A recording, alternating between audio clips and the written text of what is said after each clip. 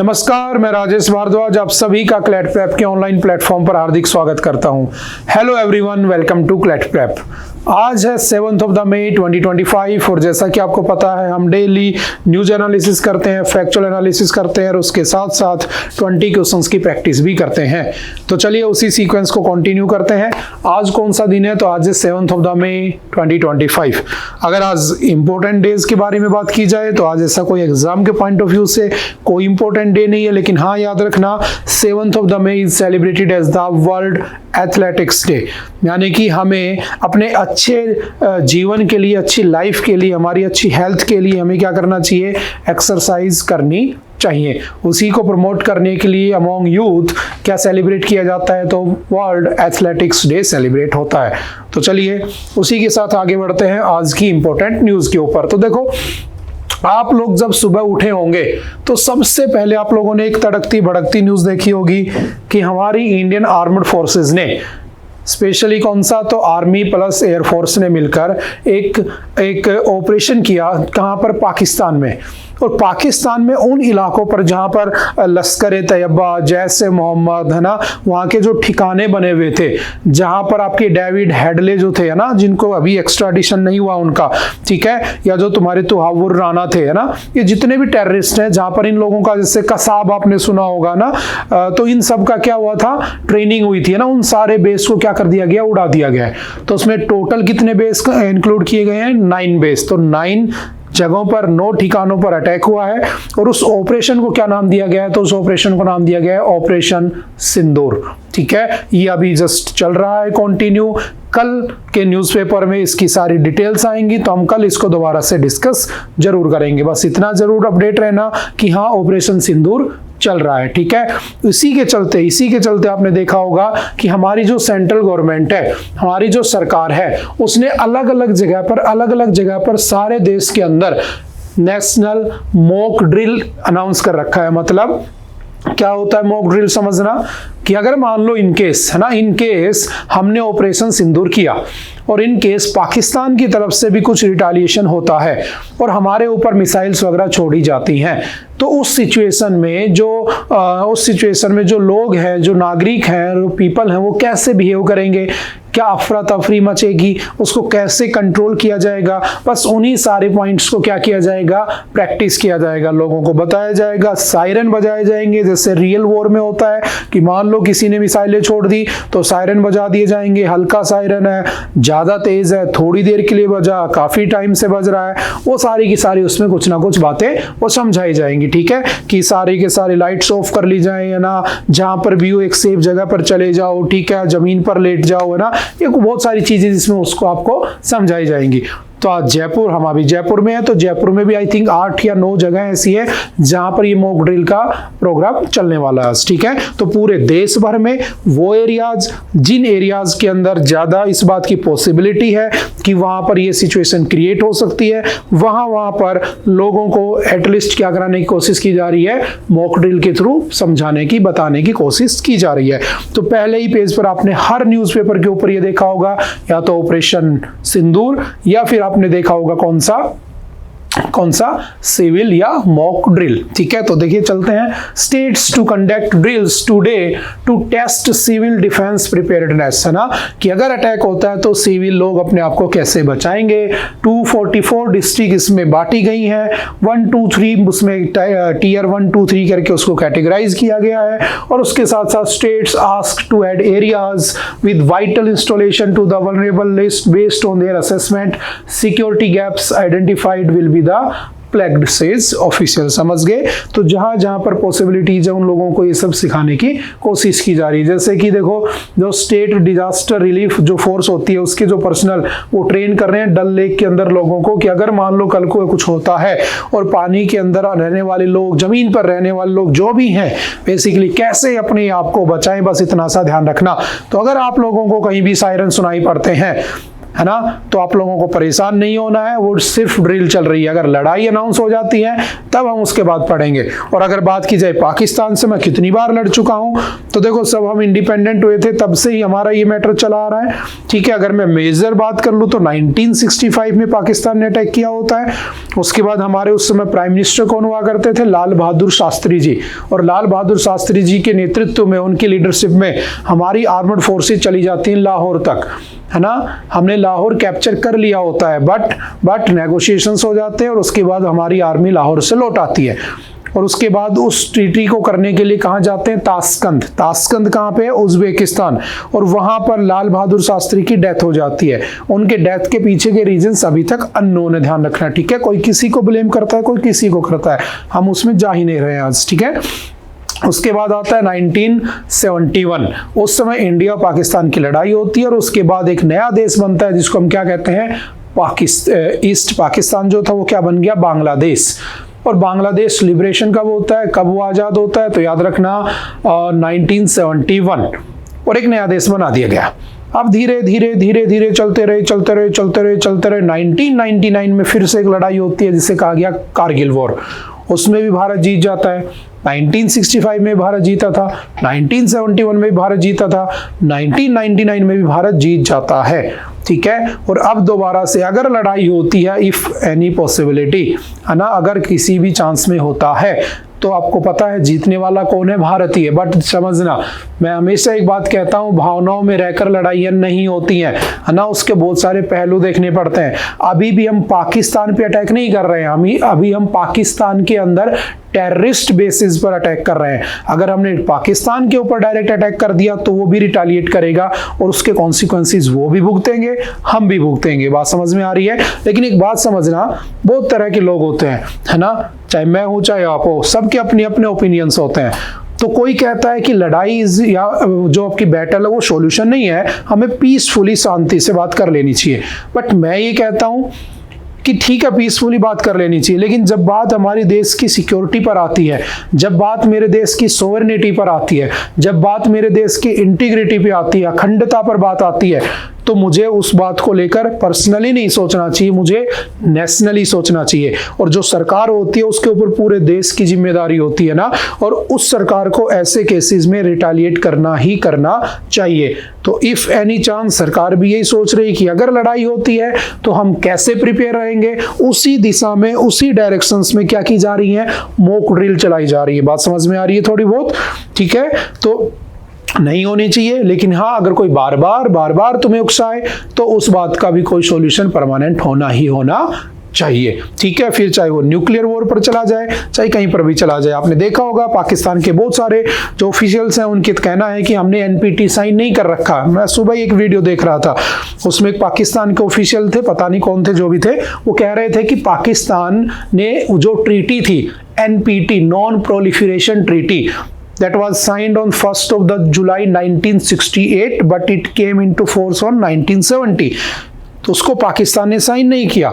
तो अगर पाकिस्तान ने साइन नहीं किया तो उस ट्रीटी में क्या था कि कोई भी देश किसी भी देश पर न्यूक्लियर वेपन नहीं छोड़ेगा, ठीक है। तो वो कह रहा है कि हमने साइन तो किया नहीं, हम तो छोड़ सकते हैं। बट उसको ये बात नहीं पता कि इंडिया ने भी साइन नहीं किया हुआ है ना। Basically India, Pakistan, Israel, south Sudan, north Korea, कुछ कंट्रीज हैं जिन्होंने उसके ऊपर साइन नहीं किया, but they have nuclear weapons. बात समझ में आ रही है? तो देखते हैं क्या होता है, क्या लड़ाई होती है। आज से पहले कौन कौन से ऑपरेशन हो चुके हैं, कितनी बार पाकिस्तान से हम लड़ चुके हैं, कौन कौन से सिनेरियोज में बैटल हुई थी, उन सभी चीजों को मैं आप लोगों के सामने एक MIT में डिस्कस करूंगा, जिसमें हम पूरा का पूरा सिर्फ और सिर्फ भारत और पाकिस्तान के बीच के मैटर्स को ही डिस्कस करेंगे। आई होप कि आप समझ गए होंगे। हम इस टॉपिक से आगे बढ़ जाते हैं, ठीक है। हम मिलेंगे बाद में कभी MIT में। चलते हैं नेक्स्ट, क्योंकि बाकी अदर न्यूज भी हमें कवर करनी है। ये चलता रहेगा, अभी ये इतना जल्दी रुकने वाला नहीं है, ठीक है। हम आराम से पढ़ेंगे इसको। Next, India UK conclude landmark trade deal. देखो होता क्या है समझना, मैंने कहा कि ये है इंडिया, ठीक है, और मैंने कहा कि ये है यूके, यूनाइटेड किंगडम। यहाँ से मैंने कुछ सामान यहाँ भेजा तो उसके ऊपर इन्होंने लगा दिया टैक्स, ठीक है, और यहाँ से कुछ सामान आया तो इन्होंने लगा दिया टैक्स। अब मान लो ये चीज़ थी 10 रुपए की, ये आते आते हो गए कितने की, 30 रुपए की। तो 20 रुपए तो टैक्स में चले गए। तो ना तो ये अपना प्रोडक्ट यहाँ बेच पा रहे हैं, ना हम उस प्रोडक्ट को खरीद पा रहे हैं, और मैं अपना प्रोडक्ट भी यहाँ बेचना चाहता हूँ। अब मेरा प्रोडक्ट था 10 रुपए का, ठीक है, बिकना था, वो यहाँ पे 10 में बिकता है, ये वहां पर पहुंचा तो इसने भी 20 रुपए टैक्स लगा दिया, ये भी 30 रुपए हो गया। अब वहां के लोग ना इस प्रोडक्ट को खरीद रहे हैं, ना हम यहाँ इस प्रोडक्ट को खरीद रहे हैं, तो हमारे बीच में ट्रेड तो हो रहा है बट बेनिफिट नहीं हो रहा है। तो एक कॉन्सेप्ट निकल के आया फ्री ट्रेड। फ्री ट्रेड क्या होता है? कुछ ऐसे प्रोडक्ट होते हैं जिनको हम फ्री ट्रेड की कैटेगरी में रख देते हैं, जो बेसिकली वहाँ के लोगों के लिए बहुत ज़्यादा असेंशियल है, बहुत ज़्यादा ज़रूरत है, ताकि ऐसे देशों पे डिपेंड ना होना पड़े जिन देशों पे डिपेंड होने से हमारा नुकसान हो। जैसे हम चाइना की डिपेंडेंसी से बाहर निकलना चाहते हैं, इसलिए हम बहुत सारे देशों के साथ, लगभग 50+, याद रखना 50+ कंट्रीज के साथ हम क्या करते हैं? फ्री ट्रेड एग्रीमेंट करते हैं कि ठीक है, कोई टैक्स नहीं लेंगे, फ्री ट्रेड होगा, फ्री टैक्स रहेगा, ठीक है। ताकि देखो, जब यहाँ पर ज्यादा सामान की डिमांड होगी उस देश से, तो यहाँ सप्लाई, वहां पर डिमांड बढ़ेगी, डिमांड बढ़ेगी, सप्लाई बढ़ेगी, सप्लाई बढ़ेगी तो यहाँ प्रोडक्शन बढ़ेगा, प्रोडक्शन बढ़ेगा तो यहाँ पर एम्प्लॉयमेंट बढ़ेगा, एम्प्लॉयमेंट बढ़ेगा तो यहाँ पर इकोनॉमी बूस्ट करेगी। बात समझ में आ रही है? तो उस सब पर्पज को ध्यान में रखते हुए हम क्या करते हैं? Free trade agreement. तो बस सिंपल सा याद रखना, इंडिया 50+ कंट्रीज के साथ करता है, बहुत सारी कंट्रीज के साथ अलग अलग प्रोग्राम चला रखे हैं उसने। रिसेंटली इंडिया और यूके ने फ्री ट्रेड एग्रीमेंट को साइन कर लिया है। बस इतनी सी न्यूज है। और उसमें क्या किया उन्होंने, तो चलिए स्टार्ट करते हैं, पढ़ते हैं इसका क्या रिजल्ट है। तो India and the United Kingdom have concluded a historic free trade agreement that will see 99% of the Indian exports to the UK benefiting from zero duties. बिल्कुल जीरो ड्यूटी उस पर लगाई जाएगी। Prime minister Narendra Modi and UK prime minister Keir Starmer announced on the Tuesday. तो मतलब almost 0% tax उसके ऊपर लगेगा। In a historic milestone, India and the UK have successfully concluded an ambitious and mutually beneficial free trade agreement। समझ गए? तो बस उसी की बात करा। जैसे Britain to benefit from the reduction in the tariffs on the whisky, gin and the automotive imports, reduced import duties for the cosmetics, aerospace, medical device, lamp, salmon, electrical machinery, chocolate, biscuit, ये सब क्या हो जाएंगे? सस्ते हो जाएंगे। जो Britain से आते हैं, ठीक है, वो सब चीजें सस्ती पड़ेंगी, ठीक है। तो सिंपल सा याद रखना।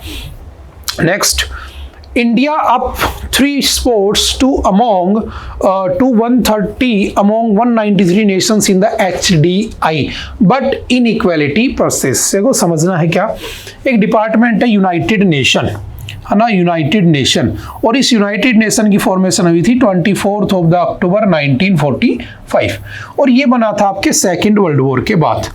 और इसका पर्पज ये था कि भाई दुनिया में पीस मेंटेन रहनी चाहिए, है ना, पीस रहनी चाहिए। लेकिन कभी कभी क्या, मुझे हमेशा इसके ऊपर हंसी आती है कि कुछ नहीं करता है ना। जब आप पढ़ोगे रियल में तो इसकी तरफ से एफर्ट इतने नहीं लगाए जाते हैं।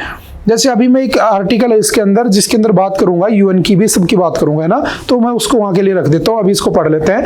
यूनाइटेड नेशंस कब बना होता है? 1945 में। उसके बहुत सारे ऑर्गन से आपने इंटरनेशनल कोर्ट ऑफ जस्टिस पढ़ा होगा, जब हम इंडस वाटर ट्रीटी पढ़ रहे थे। आप लोगों ने यूनाइटेड नेशन सिक्योरिटी काउंसिल पढ़ा होगा, जिसका पाकिस्तान अभी मेंबर बना हुआ है। उसमें 10 नॉन परमानेंट मेंबर होते हैं, 5 परमानेंट मेंबर होते हैं ना, और 2 साल का टेन्योर होता है। सिमिलरली उसके एक प्रोग्राम है UNDP, United Nations Development programme.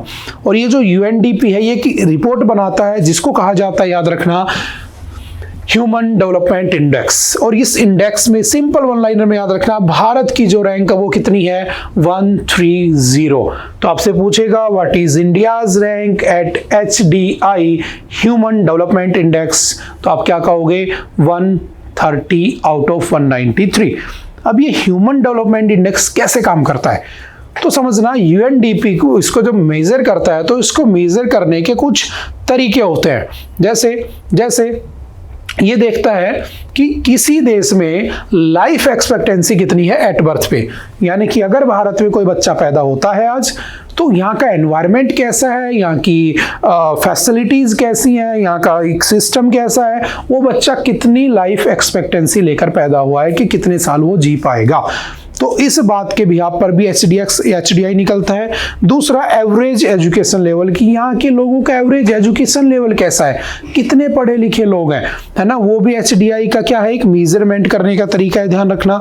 तीसरा है स्टैंडर्ड ऑफ लिविंग, आपका स्टैंडर्ड ऑफ लिविंग कैसा है, क्या पुअर्टी में बहुत ज्यादा लोग रहते हैं, क्या जो रिच एरिया है वो बहुत ज्यादा है, या फिर लोग मिडिल क्लास में लाई करते हैं। तो ये सब उसके क्राइटेरिया। तो याद रखना, ह्यूमन डेवलपमेंट इंडेक्स को मेजर करने के 3 ही तरीके हैं। एक है उसका लाइफ एक्सपेक्टेंसी एट बर्थ, दूसरा है एवरेज एजुकेशन, तीसरा है standard of living.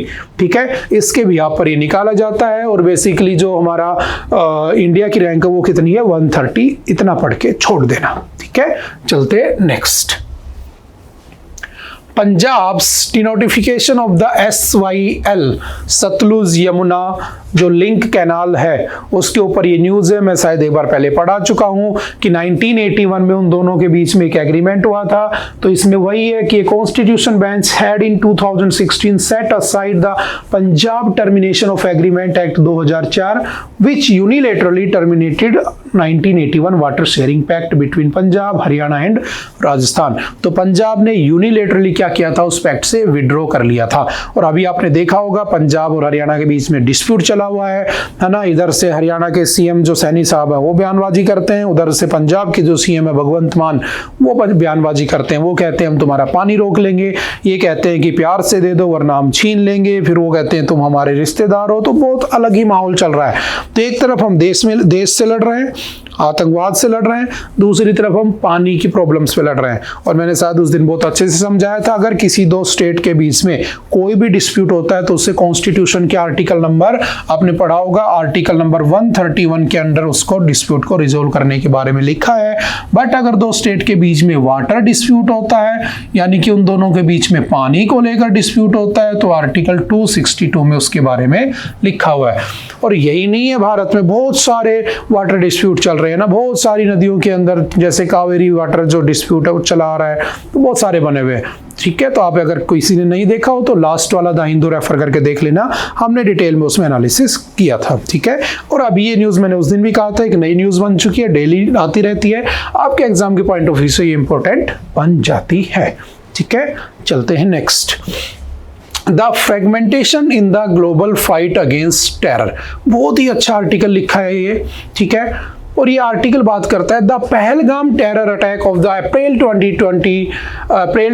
22 has exposed yet again the fragmentation in the global fight against terror and Pakistan's resort to terrorism when it fears normalcy in Jammu and Kashmir. देखो समझना बहुत अच्छे से, मैं इसको डिटेल में थोड़ा समझा देता हूं आपको। हुआ क्या कि जब टेररिज्म की बात आती है ना, जब टेररिज्म की बात आती है तो जैसे भारत और पाकिस्तान है ना, तीसरे दिन कभी लश्कर तैयबा, कभी जैश ए मोहम्मद, कभी कुछ अटैक होते रहते हैं। ठीक है, साल भर में 20, 30, 50 तो होते ही होते रहते हैं। कुछ ज़्यादा बड़े हो जाते हैं तो हमें पता लग जाता है, वरना नहीं पता चलता है। ठीक है, अब इसका मेन रीजन क्या है टेररिज्म का, तो पाकिस्तान है। लेकिन अब जाओगे ना तो अमेरिका, यूनाइटेड नेशन, UN है ना, अमेरिका, फ्रांस, जर्मनी, ये टेररिज्म को रिकॉग्नाइज ही नहीं करते हैं। वो कहते हैं टेररिज्म नाम की तो कोई चीज़ ही नहीं है। इसके एक एग्जांपल देता हूं, अभी भारत पाकिस्तान का पहलगाम अटैक हुआ था। पहलगाम अटैक के ऊपर यूनाइटेड नेशन ने कहा कि these two countries are fighting over decades on their या डिसएग्रीड सेटलमेंट्स, यानी कि कुछ ऐसे सेटलमेंट है जिनके ऊपर वो एग्री नहीं करते हैं, इस बिहाफ पर वो लड़ रहे हैं। और उन लोगों को एक दूसरे के साथ काम करने की जरूरत है, पीस मेंटेन करने की जरूरत है। बट उन्होंने इस अटैक के ऊपर कहीं भी टेरर का नाम नहीं लिया, टेररिज्म का नाम नहीं लिया। समझ रहे हो? अब उनकी अप्रोच देखना। आपने सुना होगा यूनाइटेड नेशन जो आपका USA है बेसिकली अमेरिका, उसके वाइस प्रेसिडेंट जो थे भारत आए हुए थे, उन्होंने भी अपने उसमें कहा कि इंडिया एंड पाकिस्तान के जो सेटिंग है वो ठीक नहीं है, उनको एक दूसरे के साथ एग्री कर जाना चाहिए। उन्होंने भी कहीं पर ये नहीं कहा कि we are against terrorism, this is a terrorist activities, या कुछ नहीं कहा उन्होंने। मतलब they do not recognise terrorism. अगर वो कहां पर हो रहा है, अगर कहां पर हो रहा है, एशिया और अफ्रीका में। क्या अफ्रीका में टेररिज्म नहीं है? अफ्रीका में एशिया से भी ज्यादा टेररिज्म है, बट वो पता ही नहीं चलता, वो रिकॉग्नाइज ही नहीं करते हैं उसको। बट अब समझना, 2001 में होता है 9/11, है ना, एक उड़ता हुआ जहाज आता है और अमेरिका की हाईएस्ट जो बिल्डिंग थी, ट्विन टावर जो भी था, उसमें जाके टकरा जाता है और पूरी दुनिया में हल्ला मच जाता है। अमेरिका चिल्लाने लग जाता है कि टेररिस्ट टेररिस्ट टेररिस्ट। और पहली बार उनको लगा कि लादेन नाम की भी कोई चीज है दुनिया में, उससे पहले उसको नहीं लगता था। मतलब जब अटैक हमारे घर पर होता है तब हमें लगता है कि कोई है, अगर अगल बगल में कहीं पर लूट हो रही है तो हमें नहीं लगता है कोई है। बात समझ में आ रही है? यही सब इसमें डिस्कस किया गया है कि जो दुनिया है, दुनिया उसका जो ग्लोबल फाइट है टेररिज्म के अगेंस्ट, वो अलग अलग तरीके से चल रही है। फ्रांस उसको अलग तरीके से टैकल करता है, चाइना उसको अलग तरीके से टैकल करता है। चाइना पाकिस्तान को फंड करता है, ठीक है, पाकिस्तान भारत में अटैक करता है, टेररिस्ट एक्टिविटीज को प्रमोट करता है। और फिर वही चाइना जब यूनाइटेड नेशन की सिक्योरिटी काउंसिल में वोटिंग होती है कि पाकिस्तान को वापस से ग्रे लिस्ट में, ब्लैक लिस्ट में डाल दो, जो FATF की है ना, उसमें डाल दो, तो चाइना उसी का सपोर्ट करता है पाकिस्तान का, ना कि हमारा सपोर्ट करता है। मतलब वो वहां टेररिज्म को प्रमोट कर रहा है। लेकिन ऐसा नहीं है कि टेररिज्म वहां नहीं पहुंच सकता। कल को वहां कोई दूसरी पार्टी आ गई, उसने ये सब हथकंडे अपनाने शुरू कर दिए, तो कल को पाकिस्तान उसके अगेंस्ट हो गया, तो बात समझ में आ रही है? तो टेररिज्म नाम की जो बीमारी है, जो एक प्रॉब्लम है, जो एक डिजीज है, ये किसी के लिए अच्छी नहीं है। चाहे वो अमेरिका हो, चाहे वो रशिया हो, चाहे वो जापान हो, चाहे वो फ्रांस हो, चाहे कोई भी हो, इंडिया के लिए तो है ही नहीं, अपने को पता है। लेकिन बात ये हो रही है कि दुनिया उसको क्यों उस नजरिए से नहीं देखती है, क्यों हमें बार बार यूनाइटेड नेशन में ये बताना पड़ता है, हमसे यूनाइटेड नेशन में प्रूफ मांगा जाता है। इसमें वही सब डिस्कस किया हुआ है कि वो हमसे प्रूफ मांगते हैं कि ये अटैक जो हुआ पाकिस्तान ने किया, इस बात का क्या प्रूफ है। अब तुहावुर राना जो था तुम्हारा, उसको हम अमेरिका से एक्स्ट्राडिट करके लेकर आए, उसका था कि नहीं उस अटैक में हाथ? कसाब जो था, जिसको पकड़ा गया था मुंबई अटैक के बाद, जो ताज होटल पर हमले हुए थे, उसको फांसी दी गई थी बाद में, उस कसाब के बेस को अभी उड़ाया गया कि नहीं उड़ाया गया? तो क्या जो ये प्रूफ है, these proofs are not enough, उनके लिए पूरे नहीं है? तो वही सब ये डिस्कस कर रहा है। लेकिन बात वही है, हमें अपने खुद पर लड़ना है ना, we are on our own, हमें खुद से लड़ना है। लेकिन हाँ, हमें दुनिया को भी साथ में समझ के चलना है, बस वही सब डिस्कस किया हुआ है। जैसे समझना, चाइना है, इंडिया ने चाहा कि पाकिस्तान को FATF की लिस्ट में डाल दो, ब्लैक लिस्ट में, चाइना ने अपोज कर दिया, मतलब चाइना उसको प्रमोट कर रहा है। पाकिस्तान है, UNSC का मेंबर बैठा है, यूनाइटेड नेशन सिक्योरिटी काउंसिल, आपको पता है 15 मेंबर होते हैं, 5 परमानेंट होते हैं, 10 नॉन परमानेंट होते हैं, तो वो उसका बात का बेनिफिट उठा रहा है, कोई उसके सामने बोल नहीं रहा क्योंकि उसका मेंबर हुआ, अभी सभी सपोर्ट में है, ठीक है। तो इन 2-4 बातों का सिंपल सा ध्यान रखना, वही सब है। जैसे जब से आर्टिकल 370 उठा है तब से पाकिस्तान भी दुखी है, चाइना भी दुखी है, यूनाइटेड नेशन के जो 5 परमानेंट मेंबर्स है, those are known as the veto power nations, है ना, UK, USA, Russia, China, France, वो सब के सब कश्मीर को क्या बना रखा है उन्होंने? गेम का अड्डा बना रखा है बेसिकली, अगर मैं अपनी पर्सनल राय दूं तो, है ना। और वो वहां पर क्या करते हैं, कभी फुटबॉल खेल लेते हैं, कभी क्रिकेट खेल लेते हैं। तो मुझे लगता है कि वक्त आ चुका है, इंडिया को या तो कश्मीर ही पूरा ले लेना चाहिए, जो पाकिस्तान ऑक्युपाइड कश्मीर है, वरना शांति रहना चाहिए, क्योंकि आगे चल के फिर 10 साल बाद, 15 साल बाद वो ऐसी प्रॉब्लम करते रहेंगे, ठीक है। हालांकि मेरी राय नहीं है, यहीं पर लिखी हुई है, ठीक है, ऐसा नहीं सोचना है, ठीक है। चलते next. Gone are the days of zero tolerance to terror. Gone are the days when the perpetrators of the terror were called out and accountability demanded.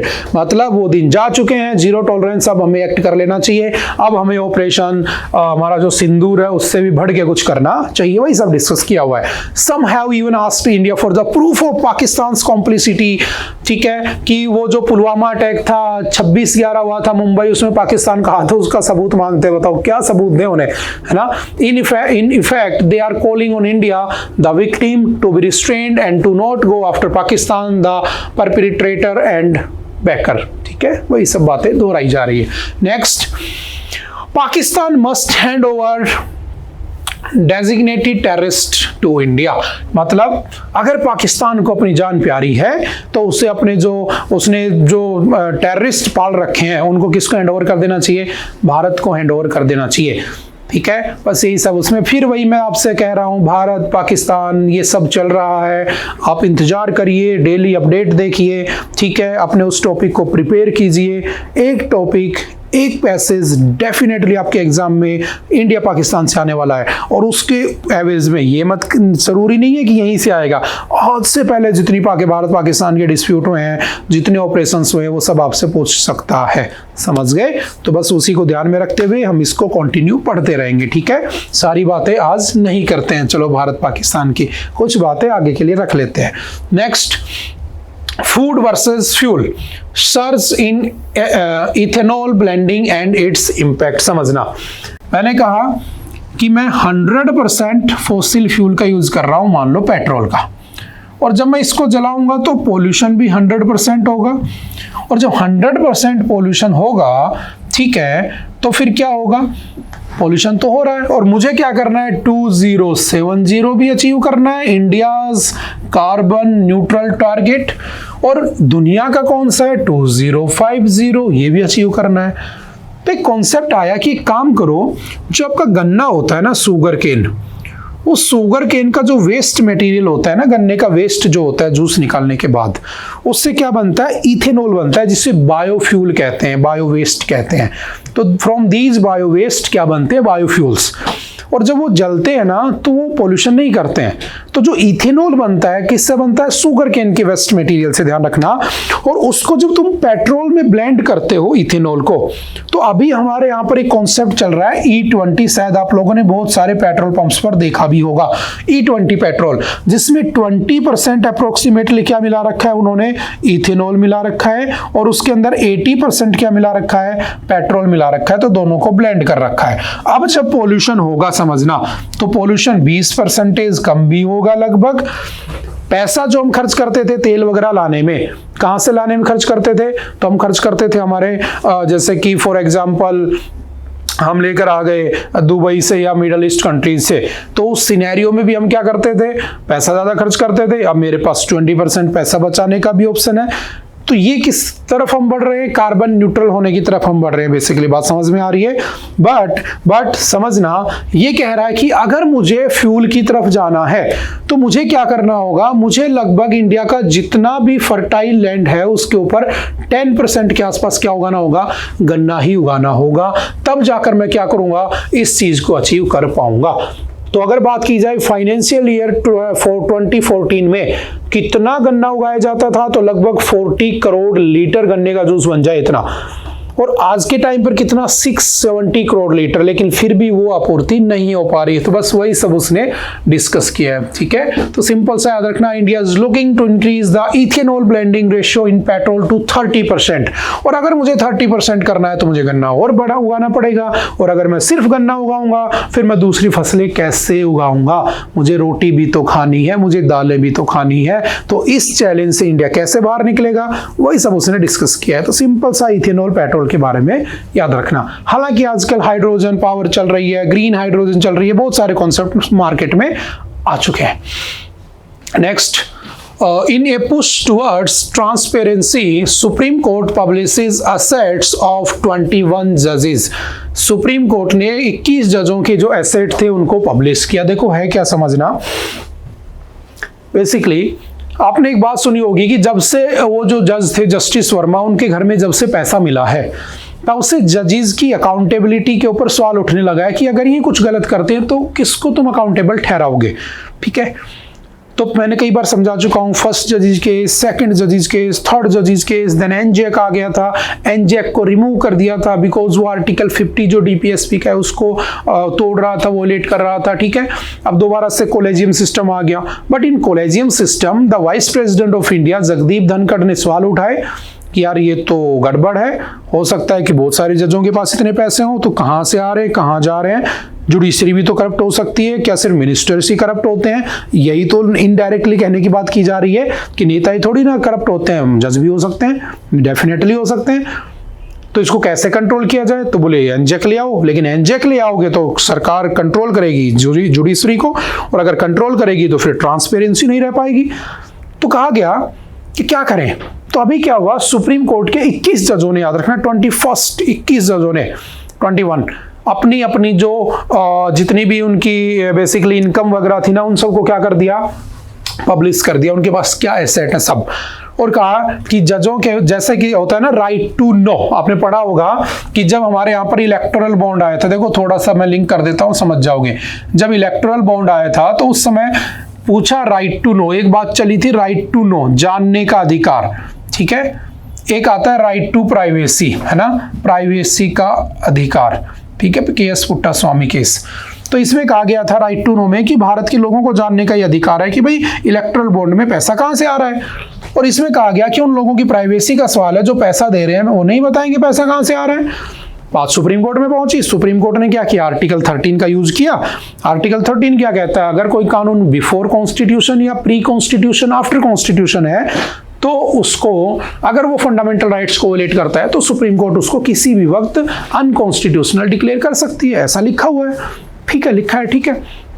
अब पता चला कि राइट टू नो जरूरी है, लोगों का जानना जरूरी है, क्योंकि कॉन्स्टिट्यूशन की पहली लाइन क्या कहती है, we the people of India, हम भारत के लोग, हमने बनाया संविधान, है ना, तो हमारे बारे में होना चाहिए। तो पता चला right to know is mandatory या असेंशियल, जरूरी है। बताओ कितना पैसा कहां से आया, उन्होंने बताया 12,500 करोड़ रुपए आए हैं। फिर पूछा गया किस किस ने दिया, तो उन्होंने बताया, तो 6,500 करोड़ रुपए बीजेपी, बाकी सब पार्टीज को ये सब मैटर निकल के आया। फिर सुप्रीम कोर्ट को पता चला कि बहुत खतरनाक लोचा चल रहा है। उन्होंने क्या किया, इस इलेक्टोरल बॉन्ड को अनकॉन्स्टिट्यूशनल डिक्लेयर कर दिया, नल कर दिया, समझ गए। अब वही पुराना 20,000 से ज्यादा आप डोनेट नहीं कर सकते, वो सारी स्कीम आ चुकी है। तो सुप्रीम कोर्ट ने कहा कि जब तुम लोगों का पीपल ऑफ इंडिया का राइट टू नो है, राइट टू प्राइवेसी है, तो हम भी उस दायरे में आते हैं। हम जज हैं तो ये नहीं उसमें नहीं आते। तो तुम लोगों को राइट है ये बात जानने का कि हमारे पास कितने एसेट है, कितनी प्रॉपर्टी है। तो सुप्रीम कोर्ट ने अपने, याद रखना सुप्रीम कोर्ट में कितने जजेस होते हैं, तो याद रखना एट प्रेजेंट देयर आर 34 जजेस, 1 + 33 का स्ट्रक्चर है अभी। एक हमारे कौन है, चीफ जस्टिस ऑफ इंडिया, क्या नाम है उनका, तो आपको पता होगा संजीव खन्ना, और वो बदलने वाले हैं, BR गवैया आने वाले हैं ना 14th 15th में से। और जो 33 हैं वो अदर जजेस होते हैं। और याद रखना CJI को क्या कहते हैं, मास्टर ऑफ रोस्टर भी कहते हैं। क्या कहा जाता है इनको, मास्टर ऑफ रोस्टर भी कहते हैं, ठीक है। तो इनमें से 21 ने अपनी क्या की, प्रॉपर्टी बता दी, बस इतना सा है, तो ज्यादा परेशान नहीं होना है। एनजेक, कॉलेजियम, वो हम काफी टाइम से पढ़ते आ रहे हैं, इसने सिर्फ इतना ही डिस्कस किया हुआ है, ठीक है, ज्यादा दुखी नहीं होना है। चलते next. Centre plans revision of safe harbour clause. समझना व्हाट इज सेफ हार्बर, तो 3 बार आ चुका है, पहले चौथी बार आया आज ना, और मैं चौथी बार पढ़ा रहा हूँ। तो मैंने हमेशा कहा जो 3-4 बार रिपीट हो जाए वो मोस्ट इंपोर्टेंट होता है, एग्जाम में आने लायक हो जाता है। हुआ क्या था, महाकुंभ के अंदर भगदड़ मची थी, बहुत सारे लोग मारे गए थे। फिर वही महाकुंभ वाली जो भगदड़ थी वो दिल्ली में एक रेलवे स्टेशन पे मची, उसमें बहुत सारे लोग मारे गए। किसी ने उसकी वीडियो को वायरल कर दिया ट्विटर पे। अब सरकार जो होती है ना, उसने एक एक्ट बना रखा, IT act, information technology act 2000 that was amended in 2021। उसमें एक सेक्शन आता है, सेक्शन 69, ठीक है। अब कहा गया कि अगर कोई मीडिया अगर उस चीज को पब्लिश करता है और वो मीडिया में आ जाती है, तो क्या वो पब्लिश करने वाला रिस्पॉन्सिबल है कि नहीं है। जैसे मैंने कुछ वीडियो डाला और मैंने YouTube पे डाला, और YouTube पे डालने के बाद हो गए दंगे, तो क्या मैं रिस्पॉन्सिबल हूं कि YouTube रिस्पॉन्सिबल है। तो मैं रिस्पॉन्सिबल हूं ना, YouTube इज मीडियम, वो थोड़ी ना, वो तो माध्यम है। तो जो सेक्शन 69 है हमारे इसका IT एक्ट का, वो क्या कहता है कि सेफ हार्बर प्रोवाइड कराता है इन सारे सोशल मीडिया हैंडल्स को, ठीक है, कि अगर उनके ऊपर कोई बात डाली जाती है तो उसके लिए वो क्या नहीं है, रिस्पॉन्सिबल नहीं है। तो in order to check the menace of the fake news, the due diligence for the intermediary platforms could be revisited, requiring them to take appropriate steps to remove fake news from their platforms on their own. There is a need to revisit the safe harbour provision. Ashwini Vaishnaw जो कि हमारे union minister है, समझ में आ रही बात। तो है क्या समझना कि उसमें लिखा हुआ है कि मान लो कोई फेक न्यूज फैलाता है और उस फेक न्यूज से दंगे फसाद होते हैं, तो उस फेक न्यूज के लिए रिस्पॉन्सिबल कौन है, वो डिपार्टमेंट है या वो हैंडल है, तो वो हैंडल नहीं होगा, समझ रहे हो। इसको हम कहते हैं सेफ हार्बर फेज। तो तो अब कहा जा रहा है कि उनकी इस सेफ हार्बर फेज को अमेंड करने की जरूरत है कि जब उस पर कोई डाले तो पहले से पता रहे कि ये कहीं वॉयलेंस तो क्रिएट नहीं करवा देगा, तो पहले से वो डले ही ना, ताकि या फिर उस पर्टिकुलर उसको भी उसमें लाने की कोशिश की जाए।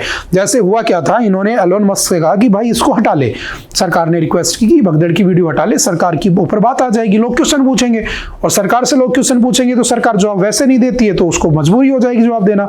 उसने एलोन मस्क को फोन करके कहा कि भाई मान ले हटा दे। उसने बोला मैं तो नहीं हटाऊंगा, लोगों का राइट है जानना, है ना, फ्रीडम टू प्रेस है। तो उसने कहा कि देख हमने तुम्हें सेफ हार्बर दे रखा है, उसका मिसयूज मत करो, हम छीन लेंगे। तो बस उसी को छीनने की बात हो रही है और कुछ भी नहीं है, ज्यादा परेशान नहीं होना है, ठीक है। अच्छा, यहीं से एक बात आती है फैक्ट चेक यूनिट। हमारी सरकार ने, हमारे यहाँ पर एक डिपार्टमेंट है PIB, याद रखना, प्रेस इंफॉर्मेशन ब्यूरो।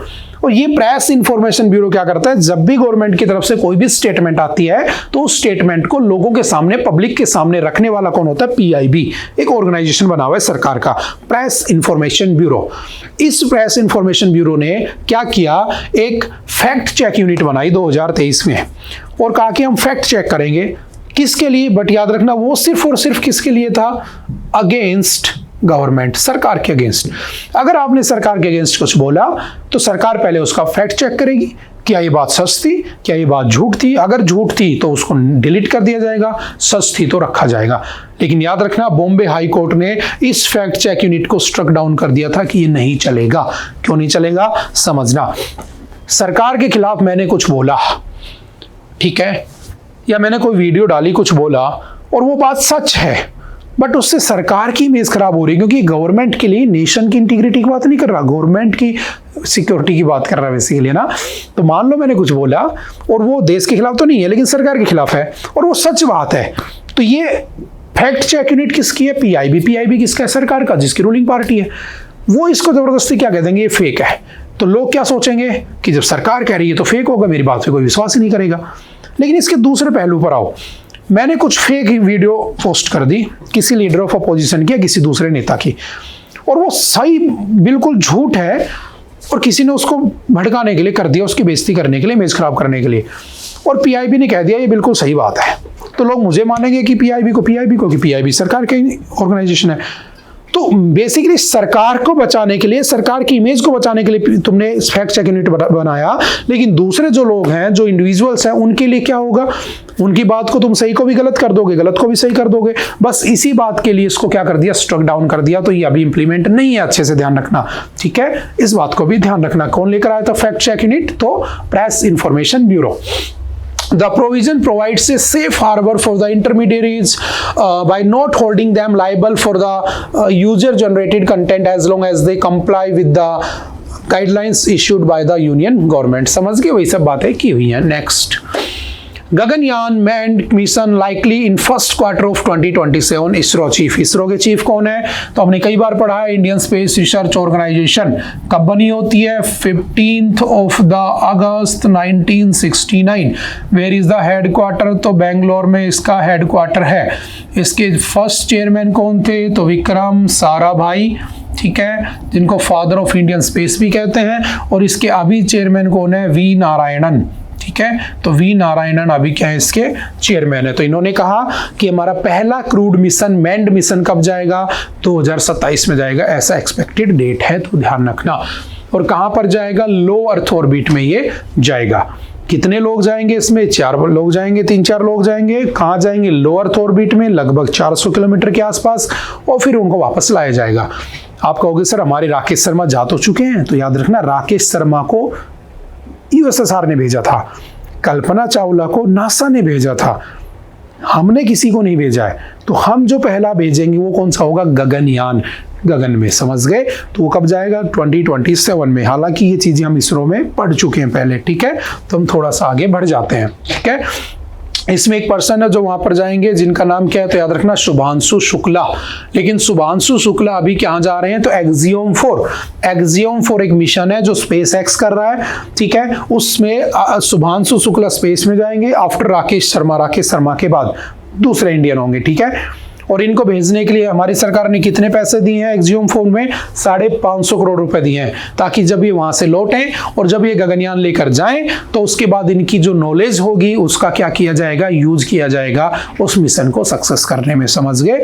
तो एक्सियोम 4 अभी जाने वाला है, 29 या 30 मई को जाएगा आई थिंक, ठीक है। उसके बाद ये चलेगा और व्योम मित्र नाम का एक रोबोट भी उसमें वो साथ लेकर जाने वाले हैं, बस और कुछ नहीं है। समझ गए? तो क्या है? It is organised by the Axiom space in collaboration with NASA. AX4 crew will launch abroad a SpaceX dragon जो स्पेस क्राफ्ट है वो SpaceX का रहेगा। एक्सियोम स्पेस उसके कोलैबोरेशन में नासा इसको ऑर्गेनाइज कर रहा है, ठीक है। और ये एक बार चला जाएगा तो लगभग 14 डेज कहाँ पर रहेगा? इंटरनेशनल स्पेस स्टेशन में रहेगा, ठीक है। तो सिंपल से याद रखना, during their time aboard the ISS the crew will conduct scientific experiments, perform technology demonstrations and engage in educational outreach. और उसी का बेनिफिट उठाकर हम क्या करेंगे? गगनयान। तो अगर तुमसे यहां से पूछे कि पहला आदमी कौन था स्पेस में जाने वाला, तो याद रखना 12 अप्रैल 1961 को कौन गया था? Yuri Gagarin. और यूरी गैगरिन को भेजने वाला कौन था? तो USSR ही था, ध्यान रखना। अगर पूछे फर्स्ट वुमेन कौन थी और 12 अप्रैल को हम क्या बनाते हैं? तो इस दिन हम बनाते हैं इंटरनेशनल स्पेस डे बनाते हैं। क्या बनाते हैं? International space day. और पहली इंडियन वुमेन कौन थी? तो याद रखना कल्पना चावला, जो 2 बार जाती है, 1997 और 2003। और 2003 में जब 1 फरवरी 2003 को वापस आ रही थी तो उनकी हो जाती है डेथ, ठीक है। और उनको जिससे भेजा गया था उसका नाम क्या था? तो उसका नाम क्या था? कोलंबो, ठीक है। और जो पहले इंडियन थे वो कौन थे? राकेश शर्मा, 1984। और इनको भेजा था USSR ने। और ये जिससे गए थे उस स्पेसशिप का नाम क्या था? सोयूज T11, ठीक है। और अभी कौन जा रहे हैं? शुभांशु शुक्ला। और हमारा कौन सा है? गगनयान फर्स्ट मैन्ड मिशन, ठीक है। चलते हैं नेक्स्ट। हालांकि ये सब हम इसरो में पढ़ चुके हैं।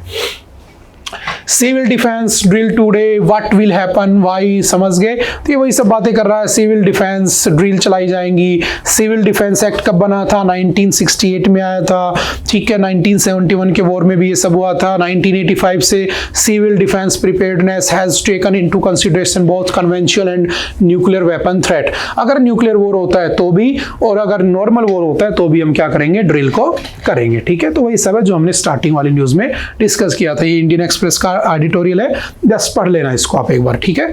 चलते next. India receives Igla S air defence from Russia. देखो अभी टेंशन चल रही है पाकिस्तान भारत के बीच में, तो रशिया ने हमें एक इग्ला S दिया है, जिसका मतलब क्या है? तो ये एक ऐसी मिसाइल है जो मैन पोर्टेबल है, man portable air defence system by Russia, ठीक है। इसकी ये कैसे ऑपरेट होती है? तो इंडिविजुअल इसको ऑपरेट कर सकता है, जो लो फ्लाइंग होते हैं ना आपकी जो मिसाइल वगैरह या कोई एयरक्राफ्ट एरोप्लेन वगैरह ना, या जो भी हेलीकॉप्टर वगैरह, फाइटर प्लेन बेसिकली, उनको खत्म करने के काम आता है। तो ये मैन पोर्टेबल है, कोई भी सिपाही अपने कंधे पर रखकर घूम सकता है और उसको उड़ा सकता है, ठीक है। तो इग्ला S किसने दी है? हमें रशिया ने दी है। और ऐसा ही मिलता जुलता मैंने आपको DRDO में पढ़ाया था, इंडियन आर्मी ने भी बना रखा है, DRDO ने। उसका नाम क्या था? तो मैन पोर्टेबल डिफेंस सिस्टम ही नाम था, ठीक है। और ये Igla S taken from the Russia, तो रशिया ने हमें दी है इस वॉर के बीच में, ठीक है। अभी तो लड़ाई छिड़ी है, अगर लंबी चलती है ना, ध्यान रखना, अगर लंबी चलती है तो बहुत सारे नए नए वेपन्स हमें पढ़ने को मिलेंगे,